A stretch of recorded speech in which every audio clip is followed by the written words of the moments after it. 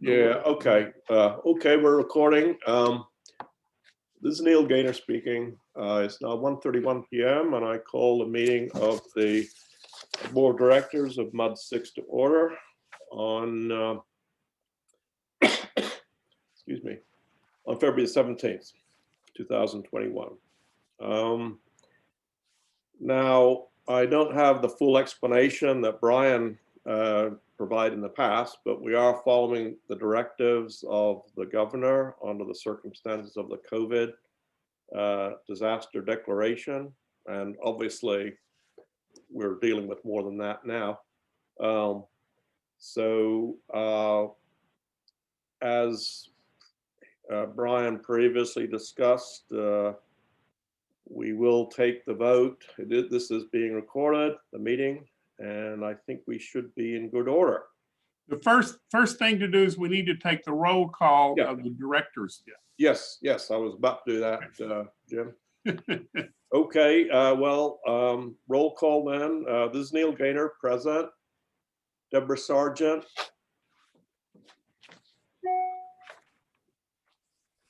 Here.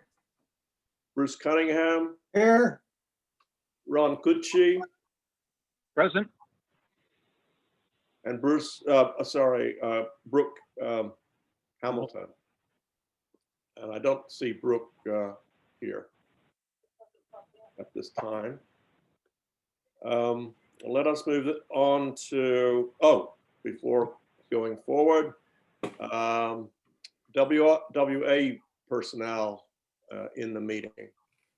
Jim Stinson. Present. Jeannie Scott. Present. Mike Mooney. Present. Maureen Bourgeois. Present. And Shelley Lawson Kennedy. I'm here. Okay, moving on to SJRA. Matt Volna. I'm here. And Chris Meeks. Present. And I don't see any other persons on Zoom call. Are the members from Ron? Sorry? This is Ron Kelly. Hello, Oh. This is Brian. Sorry I'm late. Oh, hey, Brian, we're just going through the roll call. We were down to SJRA, and I did a very abbreviated discussion on following the governor's directives. So if you want to take over, we just got Ron Kelly from SJRA, and that was the last one. I don't see any consultants or names I don't recognize. So we're down to, I believe, or I shouldn't say that, we are up to members of the public. Any members of the public present? Oh, yes, Laura Norton. Hey, Laura, how you doing? Good to see you. Good to see you all. Okay, and we have our esteemed council present, Brian Yates. Could you acknowledge? This is Brian. I'm on the line. Yes, sir. Excellent. Okay, I think that's everybody. If you're not here, forever hold your peace. So moving on to item 2 on the agenda, receive comments from the public. I don't see us receiving comments at this point. Moving on to item 3, receive president and directors' comments. Any directors have comments? I just have a question for Jim and Mike. Getting several calls about people who are reporting power or water leaks that they cannot control themselves. Should we have them contact you or a plumber? We are available to go and turn the water off at the meter, but we're literally have hundreds of requests, and it can take up to 24 hours or more before we get there. We are out there 24/7 doing turnoffs. Okay, yeah, and this is somebody who said they turned it off at the meter and at the house, and they can't figure it out. Yeah, that would be, well, Usual. we'll certainly go and look, and we can double check the meter, what we call the curb stop, but it's just it's a long list of folks that we're of residents that we're getting to. Is the power, the pressure down, Jim? No, I mean, we're, as Chris will tell you, the demand is up, but we are meeting that demand with the supply, and the pressure is remaining high enough to where at this time, we're not concerned about a boil water notice at all. That was going to be my next question. Yeah, this is Brian. I think a lot of what you're seeing on the news right now relates to the city of Houston. I did report last night that we did get notice that all the Houston area regional water authorities, North Harris County, West Harris County, North Fort Bend, Central Harris County, have all had to turn off their pumping stations because the city of Houston has so many water line breaks and power outages, they can't deliver surface water. So thankfully, you know, we in Montgomery County are receiving water from Lake Conroe and aren't tied into their system. I believe Creekside doesn't receive any surface water from the north. They're solely on groundwater. So the portion of the woodlands in Creekside shouldn't be affected by that city of Houston issue as well. But you're going to see that pretty widespread on the news. And unfortunately, one of the reasons I was late for this call is that we just got notice from the General Land Office that they're activating their force majeure provisions for delivering natural gas to water plant generators that are run on natural gas. So I'm afraid the situation is going to get a little bit worse before it gets better for those facilities that are impacted by power or water issues receiving water from the city.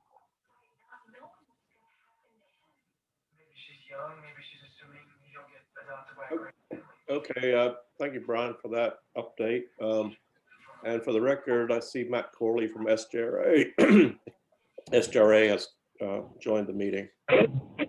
Yes, sir, I'm on. Sorry for being late. No worries. Entirely understandable. Okay, moving on to agenda item 4, consider an act on requests for adjustments to or relief from the specific charges imposed by the district. I guess that's over to you, Mike. This is Mike Mooney, nothing this month. Okay, very good. This is All right. Jeannie. I don't have anything either. I'm sorry. This is Jeannie, and I don't have anything either. Oh, thank you, Jeannie. Okay, moving on to the consent agenda. Item 5, review and act on the minutes of the January 2021 Board of Directors meeting. Item 6, review and act on the financial reports and disbursements of January 2021. Item 7, receive the tax collector's report, including delinquent rolls, and that was on the Google Drive. Item 8, consider an act on approving attendance and expenses for district and/or Woodlands Water Trustee business. Item 9, receive the San Jacinto Authority Woodlands Division report. And 10, consider review of annual survey of wage rate scales and consider adoption of resolution adopting prevailing wage rate scale for construction projects. Does any director wish to move any item from the consent agenda into the regular agenda? Does any director have corrections to make to any of the items such as the minutes or any other item? I only have one comment on a typo from the SJRA Woodlands Division report. In section 2, the unit for E. coli, you'll find a typo in there, miles per hour, which is the speed you have to go to find the nearest restroom should you encounter any water with that particular content in. But I would suggest you have a look at that. Oh, I see Brooke has joined us. For the record, Brooke, could you identify yourself?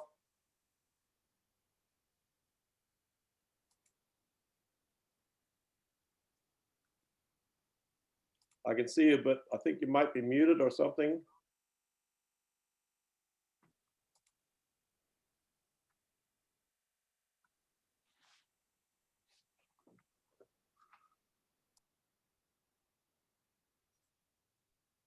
Well, we'll keep moving on while you sort out your technical issues. So could I have a motion then to approve the consent agenda as is with any minor correction? Motion to approve the consent agenda as is. And could I have a second, please?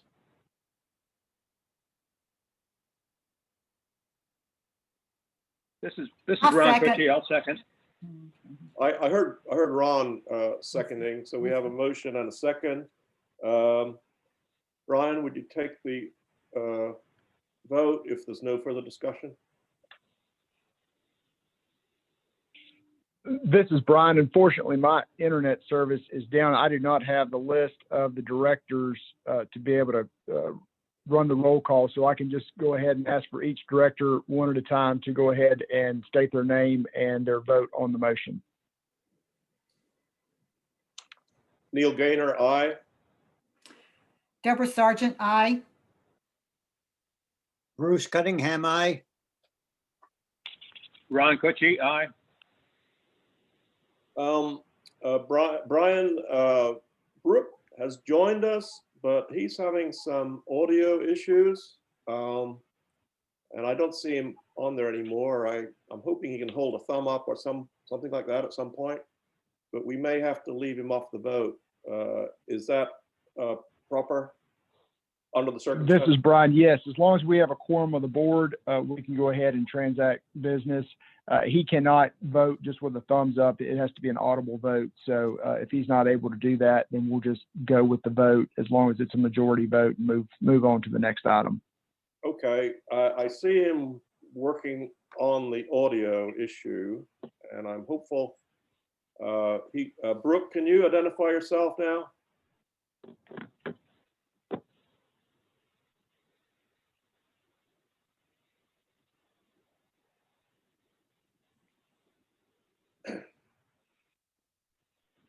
Brooke, are you on the line?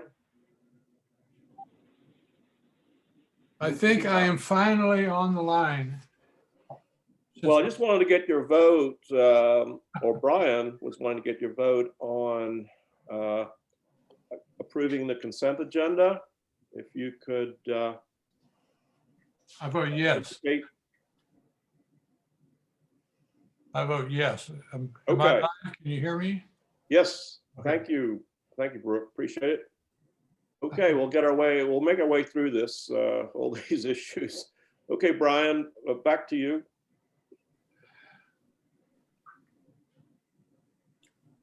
This is Oh, I Brian. Which agenda item are we down to? We're just approving the consent agenda, and I got Brooke's vote. And it's a unanimous vote in approving the consent agenda. Okay, this is Brian. I think we have called the vote, and the vote is approved, and we can go ahead and move on to the next item on our agenda. Okay, moving on to the regular agenda. Item 11, receive information and a review of the 6th and final grand accounting. Neil, this is Deborah Sargent, and I have to step away for a moment and meet a repairman downstairs. I'll be back shortly. No worries. Good evening, everyone. This is Chris Meeks, and I'll be going through the 6th and final accounting recap. As I'm going through this presentation, if you have any questions, please stop me and let me know. Unfortunately, I do not have access to the internet. I know this presentation is in your packet, but I do not know which page it starts on. I'm unable to pull that up right now. So as we go through, what I'll do is, yes, sir. 22. Thank you. So we're going to start on page 22, which you'll see as the title page, Growth and Planning, which is what the 6th and final accounting is about, as well as all the other accountings. Moving to page 23, the title is History of the Interim Accounting. Excuse me. Interim accounting has been done in the Woodlands since around 1983, and is to provide funding for future expansions of the water and wastewater systems.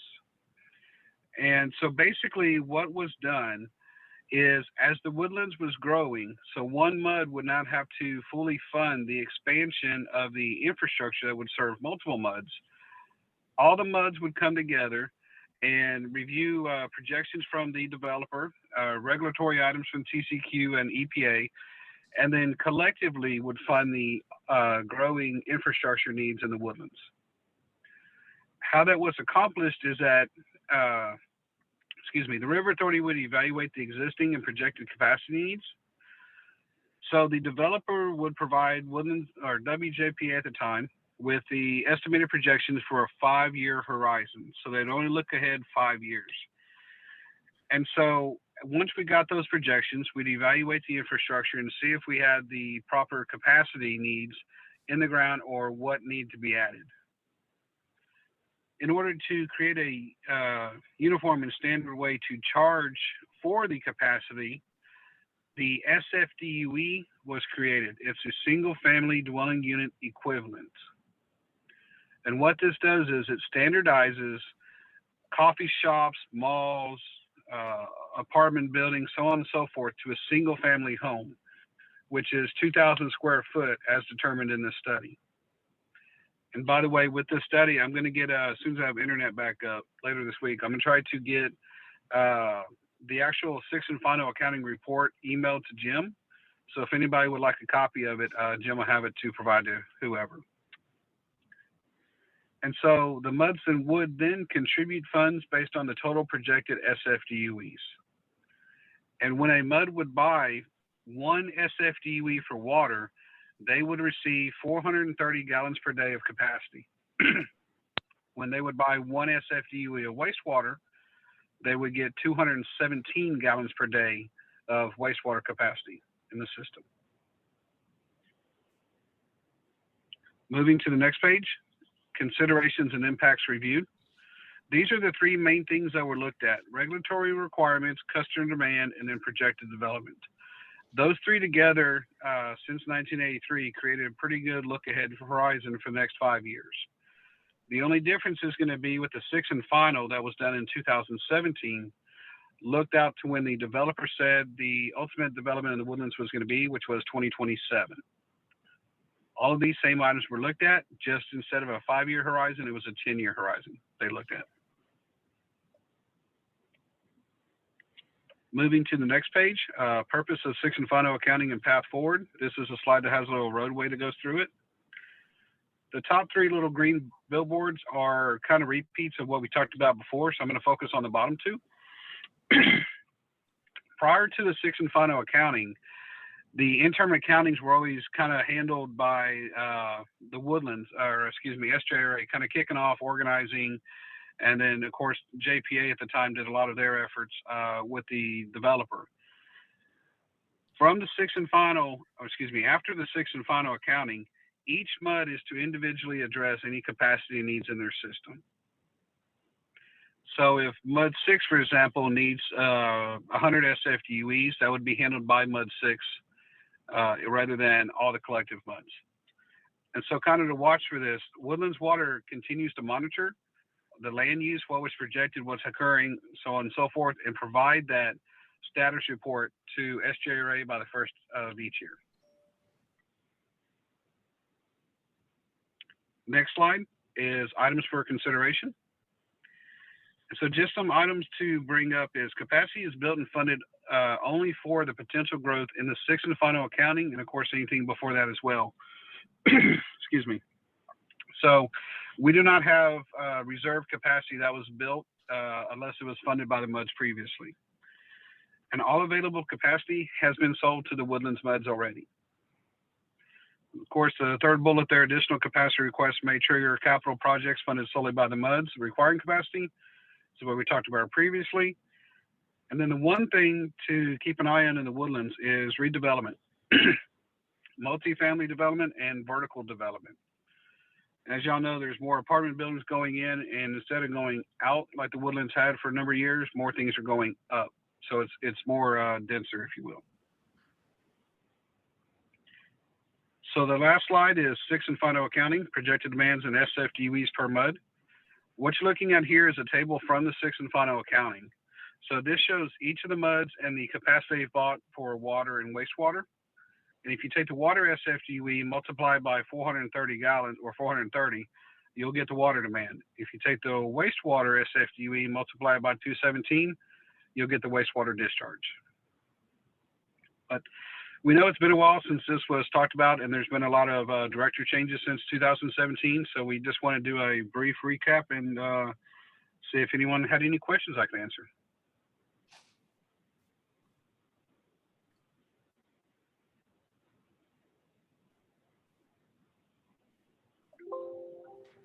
Well, hearing no questions, we'll move on. Thank you. Neil, I have a question for, Sorry, Bruce. no, I've got a question internally. We've got a number of pieces of land where we may see large development of property in Mud 6.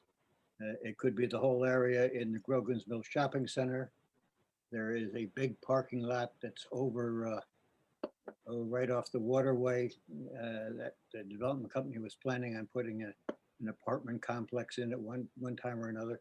So we may have a number of things that we should start looking at and thinking about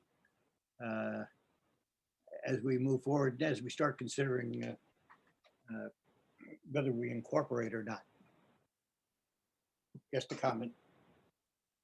Yes, perhaps the way to look at this may be to get will be, I should say, to get an update from Hughes Corporation on their plans for these various developments and have an estimate in hand of the SFDUEs that we could be looking at in the future. But we know that they have plans for 850 apartments on and around the golf course that they have not started developing yet. So there will be a sizable increase in the demand for water in Mud 6. Yes, a good point. Jim, do you have any comment on what Bruce just raised, since you will be having oversight of a lot of the future demand and how to meet these changes? Or WLA, I mean. Can you please repeat the question? I was tuned into the National Weather Service. We're discussing future development in Mud 6, including, for example, what could happen at the Grogan's Mill Village Center, the 800 apartments potentially that Howard Hughes may be putting in, and also some other developments will have an impact on the SFDUEs in Mud 6. And we're trying to look forward to see what extra capacity could be required and what is the process for best achieving a good estimate for future financing. And I don't have an answer today, but we're going to be looking into that topic for your mud and a few others that are looking to be needing additional capacity and how it might be obtained. And I'll be happy to give you a full report next month on what we find. Okay, Much obliged. Thank you, Jim. Bruce, does that answer your question? Yes. Okay, very good. Is there any other discussion on the grand accounting presentation? Okay, hearing none, we move on to agenda item 12. Receive information from SJRA Woodlands Division and the Woodlands Water Audit Committee regarding centralized wastewater treatment. I guess that we would start with you, Chris, or who's going to take this one? Yes, sir. This is Chris Meeks again. And this presentation is in your packet beginning on page 30, if my math is correct from the previous one. What I'd like to do is I'm going to offer a high-level summary of the presentation and basically the meat and potatoes of it, if you will. If you'd still like me to go through the presentation after the summary, I'll be happy to. If you just have questions, I can definitely try to answer those. And so kind of explain how consolidation came up as a topic. We, the River Authority and Woodlands Water, were meeting with the audit committee last year to talk about long-term financing of projects throughout the Woodlands. In that conversation came up that wastewater plant 1 is about 50 years old. So it's just about at its surface life. The bones of it is. There's been numerous improvements over the years at Wastewater Plant 1, but over the next 20 years, between 2021 and 2045, is when Wastewater Plant 1 looks like it will need to be replaced in its entirety. So what we're looking at with Wastewater Plant 1 is basically a 20-year replacement. So 4 phases, 5 years apiece, and a cost of between 200 and 300 million. And those numbers do include a 3% inflation in talking with the audit committee. Well, after you get done with Wastewater Plant 1, Wastewater Plant 2 then becomes 50 years old, right around 2045. So we're looking at basically the same process where you have a 20-year renewal of Wastewater Plant 2 to the cost of, with inflation, $350 million. So basically, over a 40-year period, you're looking to replace Plant 1 and Plant 2 as they are, where they are, for somewhere between 300 and 500 million, potentially. So then that brought up the topic of, is it more feasible to consolidate the facilities? If you consolidate the facilities, do you just expand Wastewater Plant 2 and demolish Plant 1, or do you demolish Plants 1 and 2 and build a brand new Wastewater Plant 2, which is a centralized facility to handle the flow for a majority of the woodlands? And that cost is roughly the same, depending on how you go. With conveyance, you're looking at somewhere between plant alone, 1 to 250 million. Conveyance is unknown at this point, so you could be talking another 100, 200 million. So you have 2 options there: replace as it is, where it is, or consolidate. So what the River Authority proposed to the audit committee, the trustees, and Woodlands Water was a feasibility study to look at consolidation of the facilities. Since these facilities are reaching the end of their service life, what's the cost to replace them as is, a more fine-tuned number? And then if it's not, what's the cost to replace it as it is, and what's the cost to consolidate? Now, the feasibility study that's proposed price tag is $500,000 to $1 million. That's a wide range based off the different options that the MUDs want to look at.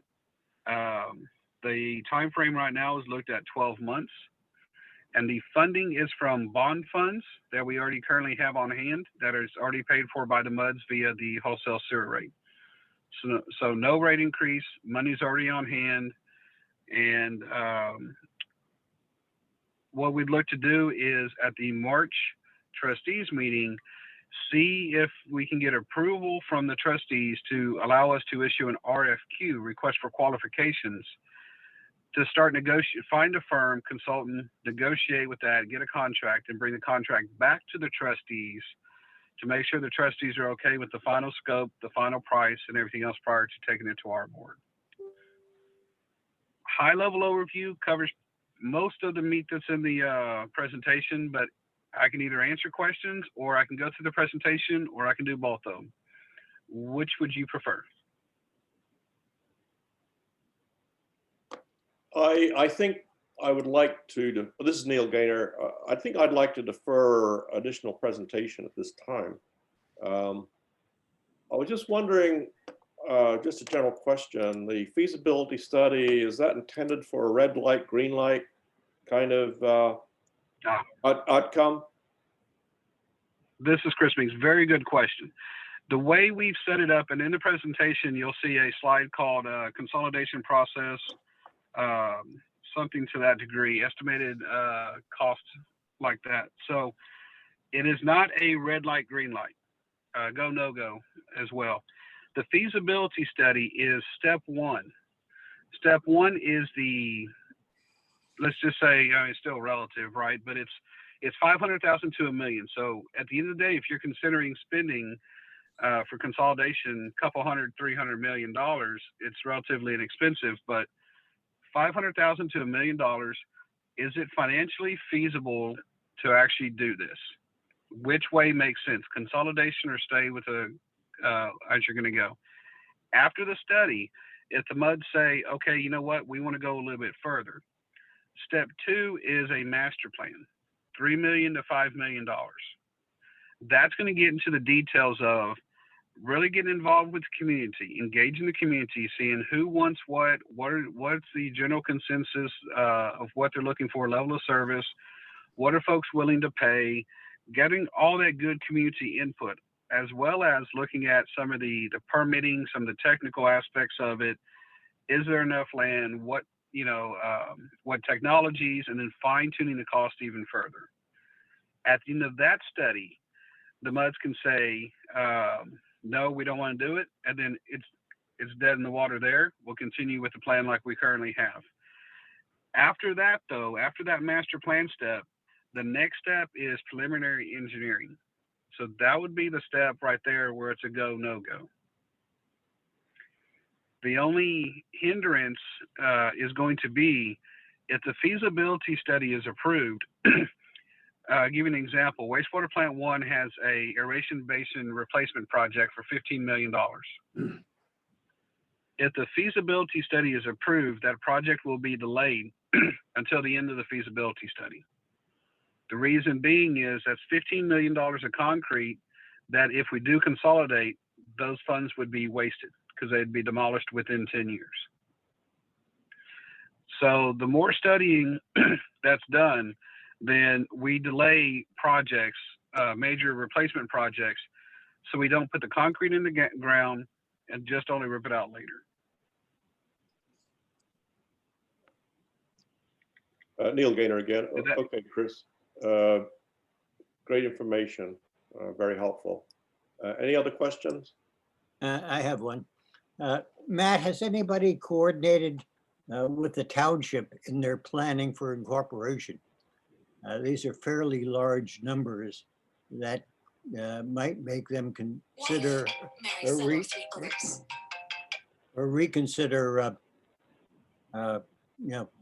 incorporating the MUDs into the city right away. Get that approved. This is Chris Meeks. We have not approached the township at this point. They are definitely a stakeholder. The general thought would be that if the feasibility study goes forward, they would be a stakeholder that we would communicate with, just as the Howard Hughes Corporation as well. They may be interested in adding some funds to purchase some capacity. Similar to the previous conversation where the developer knows there's no more capacity for development, they may want to chip in and pay some funds for purchasing some capacity. But the short answer is at this point, we have not. We've taken it to the MUD since y'all are the funding source. If the feasibility study is approved, then we will be reaching out to other parties like the township.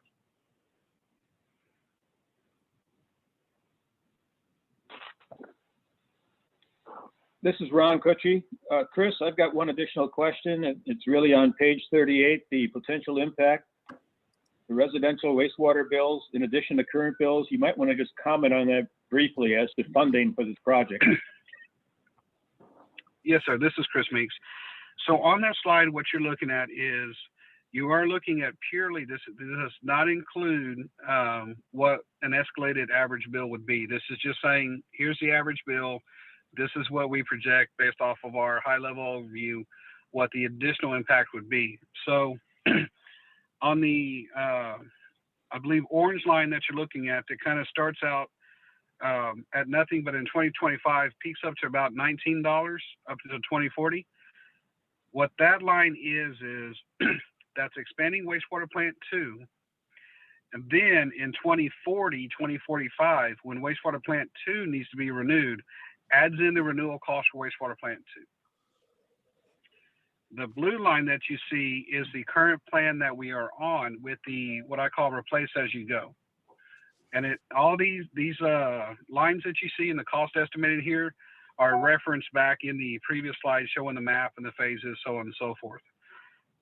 I will tell you though, this is only a high level overview. We went through at least half a dozen options with the audit committee. This presentation was originally about 30 pages. We've knocked it down a little bit just to give the general understanding. And this is, the money slide always kind of makes the point. So what we're kind of looking at is With the blue line, as we stay today, in 2060, you could have, potentially up to almost $60 in additional bills on their bills going the route we are now. If there's a consolidation, there's potential for it to be reduced. However, we don't have enough information to say this is 100% actual. This is all based off of our estimates, and the feasibility study would help us fine tune those and actually give all the little graphs and everything else showing what the consultant believes the numbers would be based off the information provided. This is Ron Kutchy again. Chris, thank you very much. But in essence, the potential would be there to double or triple the current wastewater rate per residence. This is Chris Meeks again. And yes, sir. And what you're looking at here on this slide is any which way you go, if we stay like we are, if you look to consolidate, the Woodlands infrastructure is aging. Water, sewer, it's approaching its service life. So water and sewer rates are going to look to increase in any which way you go. And just to add a little bit, these slides do assume that bond funds will be utilized for the major projects. Thank you. Thank you. Okay, this is Neil Gaynor again. Are there any other questions for Chris? Okay, well, thank you for providing us with that information, Chris. Moving on to item 13, receive the attorney's report. Over to you, Brian. This is Brian. Not much to report from the legislature at this point. Between COVID and security concerns and now weather issues, not much happening there at this point. So, we'll of course keep you posted as we become aware of bills that are moving through the session that could have a material impact on the district's business. Also, Jim and I are taking a look at the content reimbursement agreement policy for developer projects to see if there's any necessary updates to that policy. It is a bit old, so I'm checking to see if we need to have any changes to that policy. Expect to have recommendation to you on that in the coming months. That's all I have to report of a general nature. Already touched on some of the service issues that we're experiencing around the metro area, but happy to answer questions if you have them.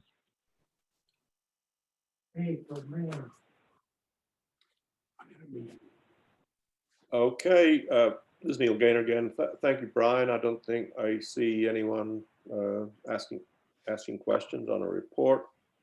Okay, moving on to item 14, review information regarding MUD 1 and MUD 6 consolidation study. I will open this. Brooke and I have provided Jim and WWA with a list of information. I know it's been a challenge. So from that point, I think it's on hold while we try to sort out more pressing issues. Yeah, we haven't had a chance to do much, certainly this week, but it's on our to-do list, and as soon as things kind of get reorganized, we'll be back on it and getting back to reschedule a meeting with you guys to go through your questions and the data. Neil Gaynor again. Thank you, Jim. We'll just keep this on the agenda just to keep it bubbling. Okay, hey, item 15, receive the general manager report. Back to you, Jim. Very good. A couple of things to highlight from our trustee meeting. We did, well, for those of you that may not know, Director Lux, Bob Lux, MUD 60 Director and Woodlands Water Agency trustee, has been representing the Woodlands Water Agency for a couple of years now on the Texas Water Conservation Association. He also serves on the utility district panel with that group and has been a very valuable resource for us in that position. And we expressed our support for him to continue in that at the trustee meeting. We talked a little bit about HARC. HARC has finished their phase 1 subsidence study. and actually sent out a executive summary and a report on the Lone Star Groundwater District Phase 1 subsidence study. So I think each of you did receive an email with that information on the email. So we encourage you to look through that and get back with us with any questions. HARC is going to be following the Lone Star Phase 2 study very closely, and we've been promised to be able to have some input into that document. I did report that I've been working with residents in 2 neighborhoods where we have installed the poles, the 70-foot plus poles for the AMI metering system. These 2 neighborhoods have a concern about the site, the pole and the visual impacts the pole has on their property. So I'm looking at options to maybe alleviate those concerns, and we'll be reporting back those discussions and options at either the March or the April trustee and the MUD meetings. Trustee Paul Martin reported at the trustee meeting that he believes the MUDs will be getting a refund regarding the operational reserves at the Woodlands Water Agency. We passed a resolution a few years ago that after the audit was completed, we would look at the status of the reserves, and if they exceeded a certain threshold, that we would refund a portion of that back to the MUDs. And he thinks we're probably going to be able to do that. So we'll hear more about that in March. And that completes my report, and I'm available for questions. Okay, Neil Gaynor again. Are there any questions for Jim on his report? And I forgot to mention, it's probably with this MUD in particular, the 10-man engineering is moving forward. That was discussed. We did go through some details of what had driven the increase in the cost in that from the preliminary engineering cost up to the final, but the board did approve that, and it's going forward. Okay, very good. Thank you, Jim. Hearing no further questions, we'll go on to item 16. Consider an act on representative to the One Water Task Force, formerly the Woodlands Drainage Task Force. And I think it appropriate that MUD 6 have representation. I know, I guess I'm a kind of a at-large individual, literally and figuratively. So I'm pleased to make a nomination of Deborah Sargent to the One Water Task Force to represent MUD 6. Deborah has been involved in community affairs for many years and is a well-recognized name in the Woodlands, and she has formerly served on the when it was the Woodlands Drainage Task Force. So I think I would hope I would find a second for that nomination, if I could have one, please. This is Ron Cucci. I would be pleased to second the nomination of Deborah Sargent. Okay, let us, without objection, consider the appointment of Deborah Sargent as a done deal. Hearing no objection. Oh, unless, Jim, did you have a comment? No, I was just going to draw your attention to the draft One Water Task Force roster in your packet. So with Deborah taking this position, it fills all the vacant positions that were originally established when the Drainage Task Force was established. There were certain positions that were offered to the MUDs and at large. Anyway, so this will formalize this document, and this will be the official One Water Task Force members for our MUDs going forward. Excellent. Thank you, Jim. One more item squared away. I like moving forward on this. Okay, moving on to item 17, receive the Woodlands Water Trustees Report. Over to you, Ron. This is Ron Cucci. I thought I might have an opportunity to address something in the trustee meeting summary when Jim commented right at the end on the status of the Tin Man project. So In going through the minutes of the meeting, I think every topic's been covered by Jim or the general manager's report or by the SJRA on the potential consolidation of wastewater treatment. Are there any questions?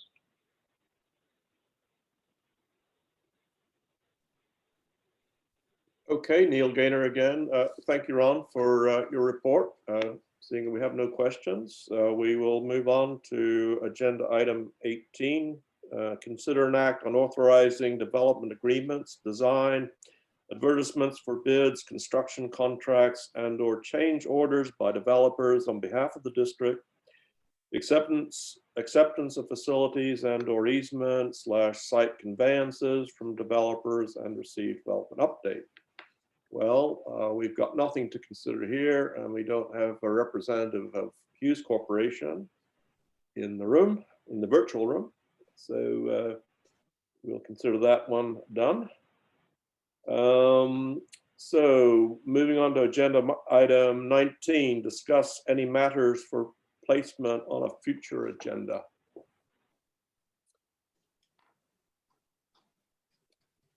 I don't hear any. So we will move on to item 20, which is adjourning the meeting.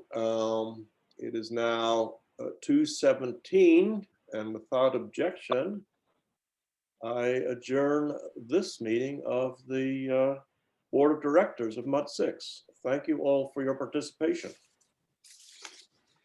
Thank you, Neil. Stay safe, stay warm, everybody. Stay warm. Thank you. Thank you, Neil. Take care, everyone.